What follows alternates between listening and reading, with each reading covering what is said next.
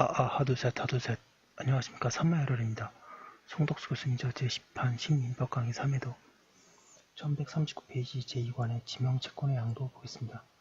로마자 1번의 지명채권의 양도성 1번의 지명채권의 의의 지명채권은 채권자가 특정되어 있는 채권이며 보통 채권이라고 하면 지명채권을 가리킨다.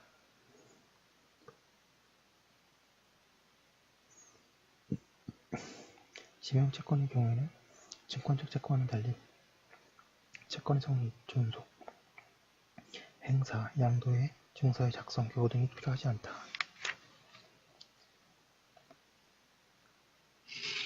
1140페이지에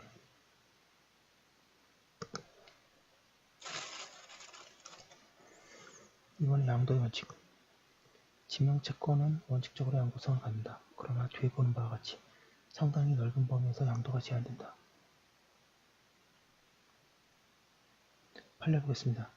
채권 양도에 있어서 사회통념상 양도 목적의 채권을 다른 채권과 구별하여 그 동일성을 인식할 수 있을 정도이면 그 채권을 특정한 것으로 보아야 할 것이고, 채권 양도 당시에 양도 목적 채권의 채권액이 확정되지 아니하였다고 하더라도 채무의 이행기까지 이를 확정할 수 있는 기준이 설정되어 있다면 그 채권의 양도는 유효한 것으로 보아야 할 것이다.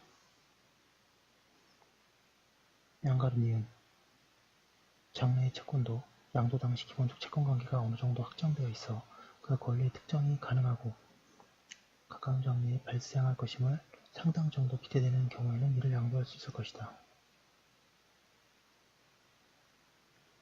양가로 티귿에 채권 양도는 구 채권자의 양도인과 신채권자의 양수인 사이에 채권의 그 동일성을 유지하면서 전자로부터 후자에게로 이전시킬 것을 목적으로 하는 계약을 말한다고 할 것이고, 채권 양도에 의하여 채권은 그 동일성을 잃지 않고 양도인으로부터 양수인에게 이전된다 할 것이며, 가압류된 채권도 이를 양도하는 데 아무런 제한이 없다 할 것이나, 다만 가압류된 채권을 양수받은 양수인은 그러한 가압류에 의하여 권리가 제한된 상태에 채권을 양수받는다고 보아야 할 것이고, 이는 채권을 양도받았으나 확정일자에 있는 양도 통지나 승낙에 의한 대항 요건을 갖추지 아니하는 사이에 양도된 채권이 가압류된 경우에도 동일하다고 할 것이다.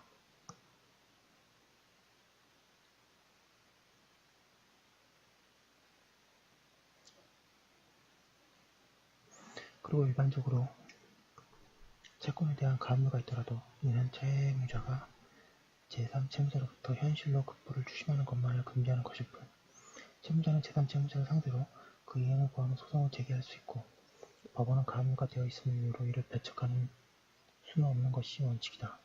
왜냐하면 채무자로서는 제3채무자에 대한 그의 채권이 가압류되어 있다 하더라도 채무 명의를 취득할 필요가 있고, 또는 시효를 중단할 필요가 있는 경우도 있을 것이며, 또한 소송 계속 중에 가압류가 행하여진 경우에 이를 이유로 청구가 배척된다면 장차 가압류가 취소된 후에 다시 소를 제기하여야 하는 불편함이 있는데 반하여 제3채무자로는 이행을 명하는 판결이 있더라도 집행단계에서 이를 저지하면 될 것이기 때문이다.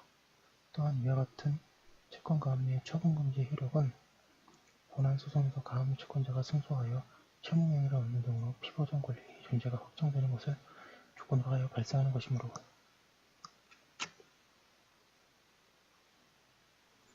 채권 가압류 결정의 채권자가 본안소송에서 승소하는 등으로 채무 명의를 취득하는 경우에는 가압류에 의하여 권리가 제한된 상태의 채권을 양수받는 양수인에 대한 채권 양도는 무효가 된다고 할 것이다. 3번의 양도의 제한 양갑 1번에 채권의 성질에 의한 제한 채권의 성질이 양도를 허용하지 않는 때에는 그 채권은 양도할 수 없다. 그러한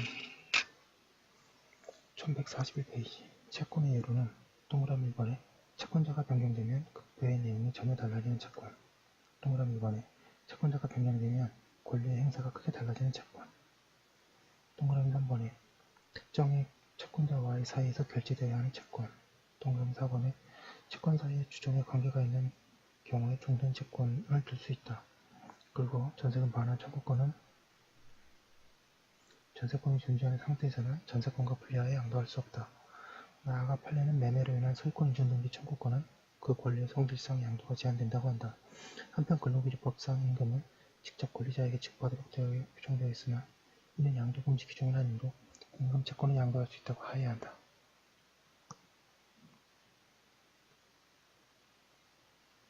판례 보겠습니다.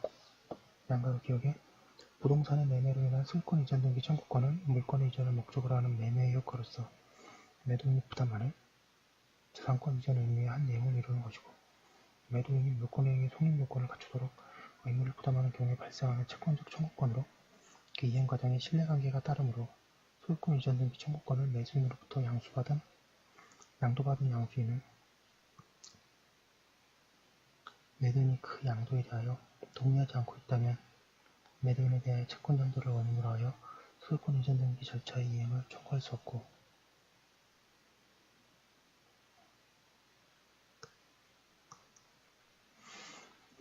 따라서 매매로 인한 소유권 이전 등기 청구권은 특별한 사정이 없는 이상 그 권리의 성질상 양도가 제한되고, 그 양도에 채무자의 승낙이나 동의를 요한다고 할 것이므로, 통상의 채권 양도와 달리 양도인의 채무자에 대한 통지만으로는 채무자에 대한 대항력이 생기지 않으며 반드시 채무자의 동의나 승낙을 받아야 대항력이 생긴다.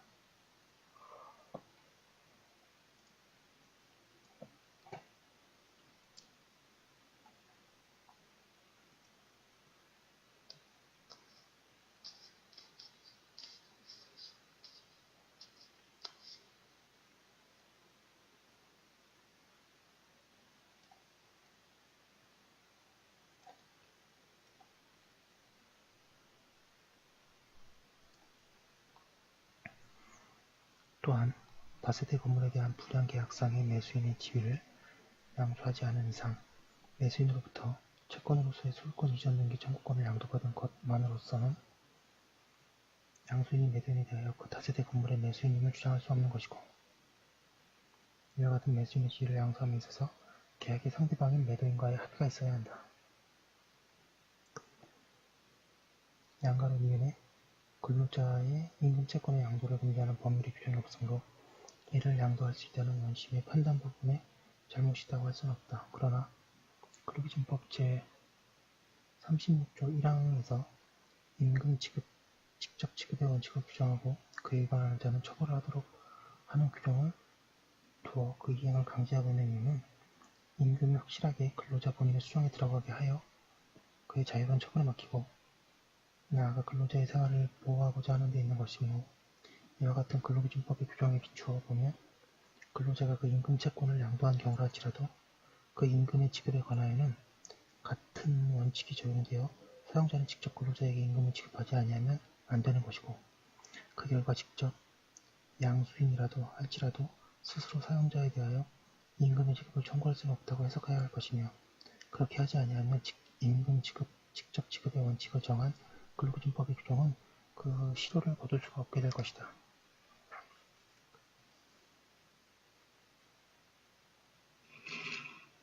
1142페이지 양가로 번의 당사자의 의사표시에 의한 제한. 채권은 당사자가 반대의 의사표시를 한 경우에는 양도하지 못한다. 이 의사표시는 채권 성립 시에도 할 수 있어도 있으나 채권 성립 후에 하여도 무방하다.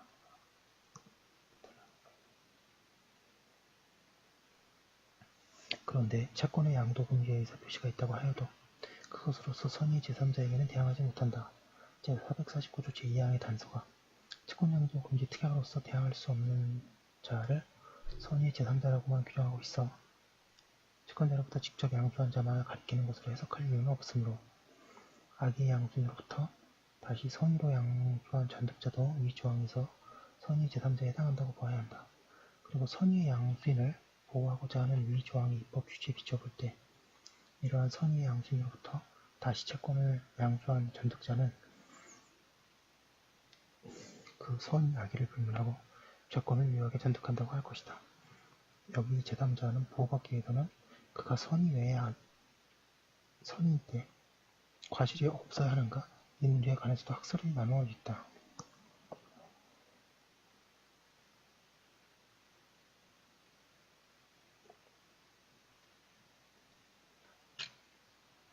선의로서 충분하고 무과실은 필요하지 않다는 견해가 있는가 하며, 이는 표현적인 것에 대한 신뢰를 보호해서 거래 안전을 꾀하는 제도이기 때문에 무과실이 요구된다고 하는 견해, 3번에 채권의 양도성은 법이 인정한 대원칙이므로 양수인의 보호에 그의 모가시를 요구하는 것은 타당하지 않으나 중대한 과실은 악의와 동일하게 다루어도 무방할 것이라는 견해도 있다. 그 판례는 삼설과 같다.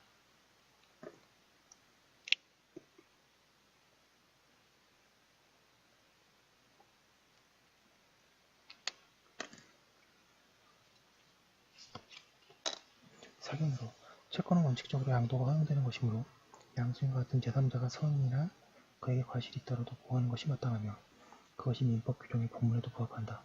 결국 일설이 옳다.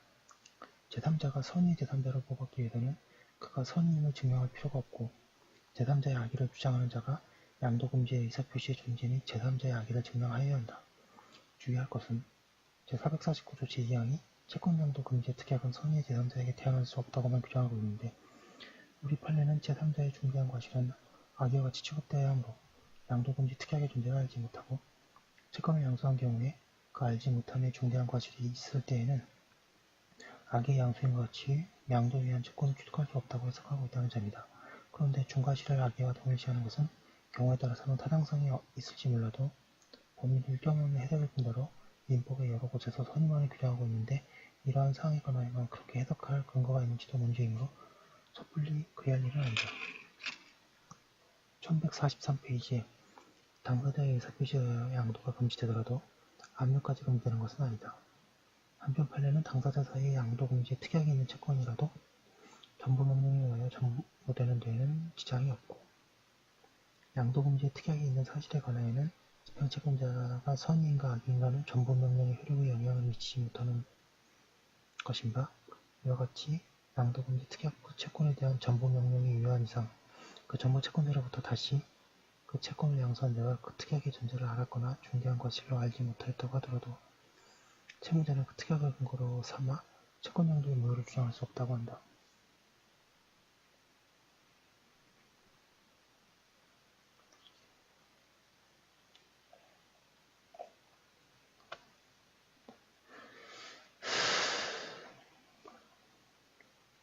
판례하고 있습니다. 양가르기업 일반적으로 지명채권의 양도거래에 있어서 양도 대상은 지명채권의 행사 등의 그 채권 증서의 소지 제시가 필수적인 것이 아닌 만큼 양도, 양수, 당사자 간의 그 채권 증서를 수수하지 않는 경우도 적지 아니한 실정이고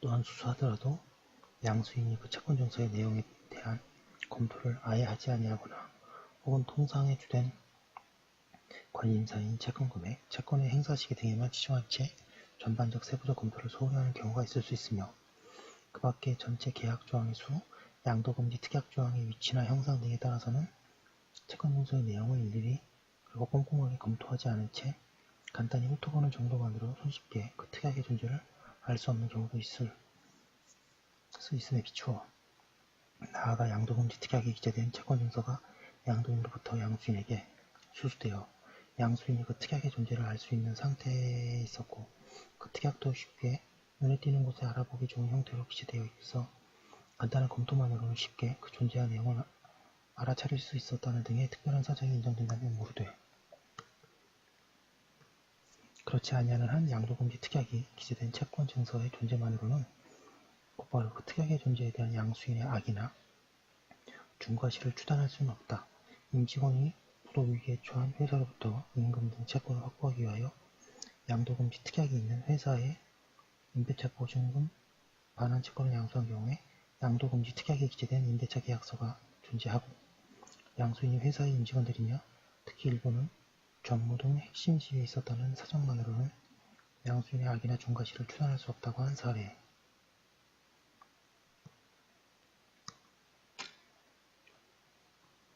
양가로위원회 은행거래에서 발생하는 채권이 예금채권에 관한 법률관계는 일반거래약관에 의하여 규율되어 은행은 일반거래약관이 예금거래 기본약관에 각종의 예금채권에 대하여 그 양도를 제한하는 내용을 규정을 줌으로써 예금채권의 양도를 제한하고 있는 사실은 적어도 은행거래에 경험이 있는 자에 대하여는 널리 알려진 사항에 속한다고 할 것이므로 언양거래에 경험이 있는 자가 예금 채권을 양수한 경우 특별한 사정이 없는 한 예금 채권에 대하여 양도 제한의 특약이 있음을 알았다고 할 것이고, 그렇지 않다 하더라도 알지 못한 데에 중대한 과실이 있다고 보면 상당하다. 양가로 3번의 법률에 의한 양도 금지. 법률이 본래의 채권자에게 변제하게 할 목적으로 채권의 양도를 금지하는 경우가 있다. 부양청구권, 각종의 연금 청구권, 재보상 청구권, 국가배당 청구권 등이 그에 있다. 1144페이지. 법률에 의하여 양도가 금지되는 것은 압류도 할 수 없다. 그러나 압류가 금지되는 채권은 반드시 양도까지 금지된다고 할 수는 없다. 판례 보겠습니다. 소송행위를 하게 하는 것을 주 목적으로 채권 양도 등이 이루어진 경우에 그 채권 양도가 신탁법상의 신탁에 해당하지 않는다고 하여도 신탁법 제7조가 6주 적용되므로 무효라고 할 것이고, 소송행위를 하게 하는 것이 주 목적인지 여부는 채권 양도 계약이 체결된 경위와 방식, 그 양도 계약이 이루어진 후 제소 이르기까지의 시간적 간격, 양도인의 양수인의 신분관계 등 재반 사정에 비춰 판단해야 할 것이다. 라고 하고 있습니다. 여기까지 한 거 올려두고 그 다음 거 이어서 하도록 하겠습니다.